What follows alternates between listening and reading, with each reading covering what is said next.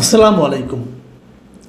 প্রিয় দর্শক, গোপালগঞ্জের ঘটনা নিয়ে এরই মধ্যে নানা ধরনের আলোচনা হচ্ছে, পোস্টমর্টেম হচ্ছে যে এই ঘটনাটা কেন ঘটলো, এই ঘটনাটাকে অ্যাভয়েড করা যেত কি না, অথবা এই ঘটনা কি ঘটানো হয়েছে, কিংবা এই ঘটনার ফলে লাভ হলো কার, এই আলোচনাগুলি কিন্তু হচ্ছে। আমরা যদি ঘটনা প্রবাহের দিকে আরও একবার তাকাই, এরই মধ্যে আমরা দেখেছি এ নিয়ে বিভিন্ন দলের বিভিন্ন জনের প্রতিক্রিয়া। রাষ্ট্র প্রতিক্রিয়া দেখিয়েছে, যারা দায়ী তাদেরকে বিচারের আওতায় আনা হবে। এনসিপির পক্ষ থেকে দেখলাম তারা সরকার এবং প্রশাসনকে দায়ী করেছে যে তারা এর দায় এড়াতে পারে না। এবং রাজনৈতিক দলগুলোর মধ্যে বিএনপিকে দেখলাম, জামাতে ইসলামীকে দেখলাম, তারাও কিন্তু এর জন্য আওয়ামী লীগকে দায়ী করেছে যে আওয়ামী লীগ এই কাজটা কেন করলো, কী সমাচার। একটা জায়গায় আমার একটু বক্তব্য আছে। দেখুন ভাই, আমি তো কোনো দলের সঙ্গে নাই, কাজেই কোনো দলের হয়ে তো আমার কথা বলার কোনো কারণ নাই। আমি পাবলিকের সঙ্গে ভাই, আমি নিজেও একজন পাবলিক। আমার প্রশ্নটা হলো যে সবচেয়ে বড় অপরাধটা কে করেছে সেটা একটু বোঝার চেষ্টা করি আমরা। এনসিপির কি ওখানে যাওয়া উচিত ছিল এই সময়? এনসিপি কি ওই এলাকার এনভায়রনমেন্ট, ওই এলাকার মানুষের মন মানসিকতাকে গুরুত্ব দেবে না? এনসিপিকে ওখানে যে উত্তেজনামূলক কথা, উস্কানিমূলক স্লোগান দেওয়ার দরকার ছিল? এটা একটা প্রশ্ন হতে পারে। এনসিপির মধ্যে একটা পার্টি, যে পার্টি ওখানে এসেছে তারা তো বাংলাদেশেরই একটা পার্টি, গোপালগঞ্জ তো বাংলাদেশেরই একটা অংশ। এনসিপি একটা পার্টি, পলিটিক্যাল পার্টি, সে কি তার রাজনৈতিক কর্মকাণ্ড বাংলাদেশের যে কোনো জায়গায় চালাতে পারবে না? তার কথাগুলো আপনার বিপক্ষে যেতে পারে, তাহলে কি আপনি তাকে অ্যাটাক করবেন? এটাও একটা প্রশ্ন। তৃতীয় যে প্রশ্নটাকে আমি সবচেয়ে বেশি গুরুত্ব দিতে চাই, সেই প্রশ্নটা হলো, ওখানে একটা হামলা হয়েছে, বিশৃঙ্খলা হয়েছে, পরস্পরকে ধাওয়া পাল্টা ধাওয়া হয়েছে, সবই হয়েছে। পুলিশ, আর্মি তারা ছিলেন, ভাই গুলি করতে হবে? মানুষকে আপনি মেরে ফেলবেন পাখির মতো?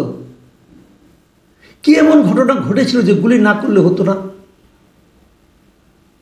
আমরা তো অনেকগুলো ভিডিও দেখলাম, আমি নিজে একটা ভিডিও দেখলাম, আমাকে একজন পাঠিয়েছেন।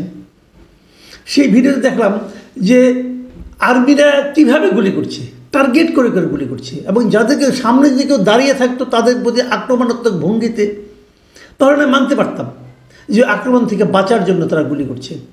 লোকজন পালিয়ে যাচ্ছে, পেছন থেকে গুলি করছে। এর কি করে বিচার হবে না? হওয়া উচিত না? এটা কেন? এটা কি আপনি পারেন? অথচ এই আর্মির কিন্তু, এই সেনাবাহিনীর কিন্তু আমরা প্রশংসা করেছি গত জুলাই আন্দোলনে। তারা বলেছিল তারা নিরীহ জনগণের উপর বন্দুক চালাবে না, গুলি চালাবে না। তো এখন তো আপনি নিরীহ মানুষকে মারলেন। তাহলে কি আর্মির ক্যারেক্টার চেঞ্জ হয়ে গেছে? অথবা আর্মিকে যারা অর্ডার দেন তাদের মানসিকতা চেঞ্জ হয়ে গেছে? এটা কেন? বলা হচ্ছে অ্যারেস্ট করা হচ্ছে, বিচার করা হবে।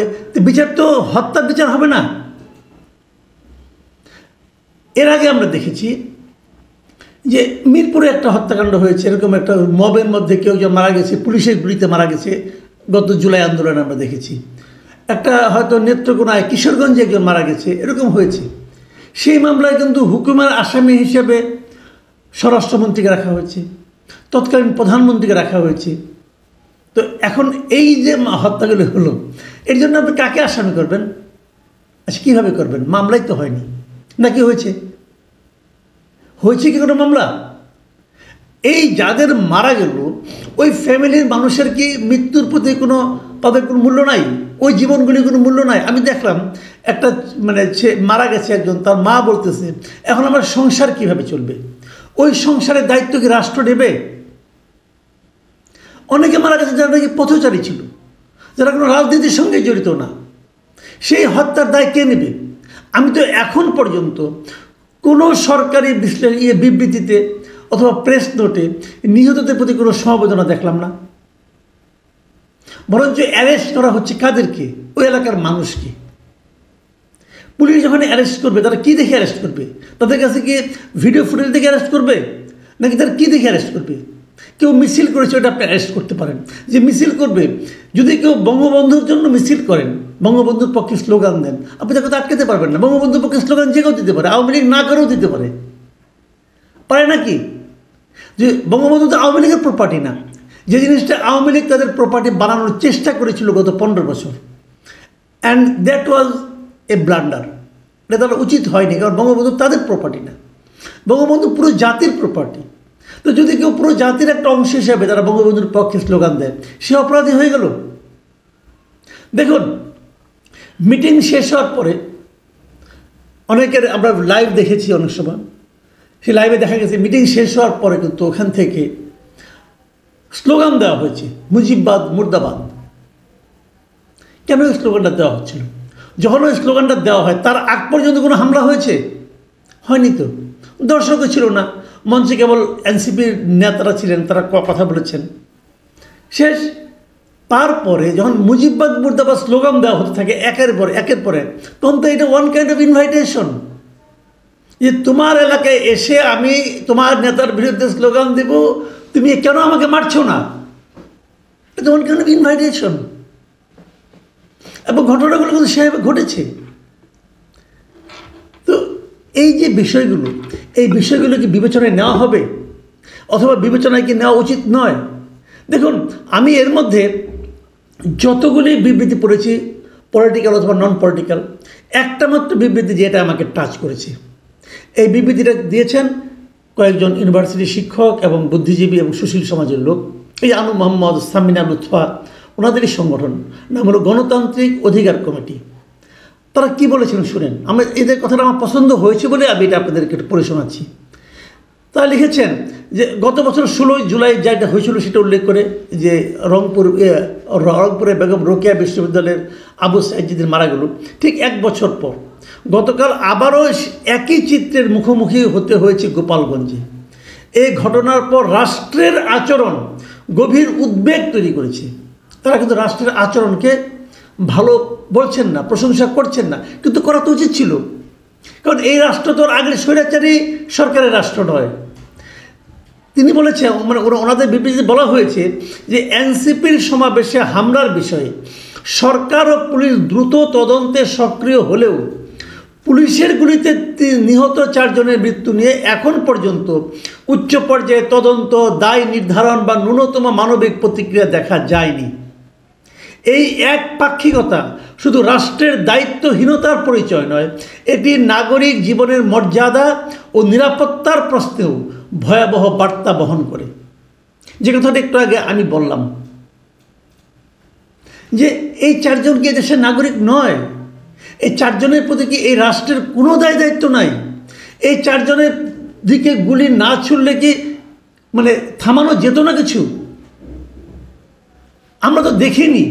ওই লোকগুলি তো আপনার মানে সাজোয়া গাড়িতে উঠে চলে আসলেন। তো চলে আসলে ওনাদের কাজ ছিল আগুন জ্বালানো, আগুন জ্বালিয়ে দিয়ে চলে আসছেন। তো হয়ে গেল, গুলি করতে হবে কেন? গুলি করার মতো বাস্তবতা এখানে ছিল বলে আমি মনে করি না। অন্ততপক্ষে আমি যে কটা ভিডিও দেখেছি তা দেখে আমাকে মনে হয়নি। আমি স্পষ্ট শুনেছি বলা হচ্ছে, আরবি বলছে না কে বলছে আমি জানি না, ওটা তো সাউন্ড তো বোঝা যাচ্ছে না, ওকে টার্গেট করে মার, টার্গেট করে মার। কেন টার্গেট করে মারতে হবে কেন? টার্গেট করে মারার জন্য কি জনগণ আপনাদের বেতন দিয়ে রেখেছে? এই টার্গেট তো আপনারা করতে পারেন না। আমি একটা কথা বলে শেষ করি। অপরাধ বিজ্ঞানের একটা কথা আছে, যখন কোনো অপরাধ ঘটে তখন তোমরা প্রথমে দেখবা এই ঘটনার বেনিফিশিয়ারিকে, মানে এই ঘটনা ঘটলে কার লাভ হয়। বলুন তো কালকের ঘটনার বেনিফিশিয়ারিকে? গোপালগঞ্জের মানুষ বেনিফিশিয়ারি নন। এই ঘটনার বেনিফিশিয়ারি হলো যারা নির্বাচনকে পিছিয়ে দিতে চান, যারা আরও অনেক দিন একটা অনির্বাচিত সরকার আমাদের উপর চেপে থাকুক সেটা চান, যারা নির্বাচন করার জন্য আরও প্রস্তুতি নেওয়ার জন্য সময় চান, আমার ধারণা তারা। প্রিয় দর্শক, এখানে পর্যন্তই। আল্লাহ হাফিজ।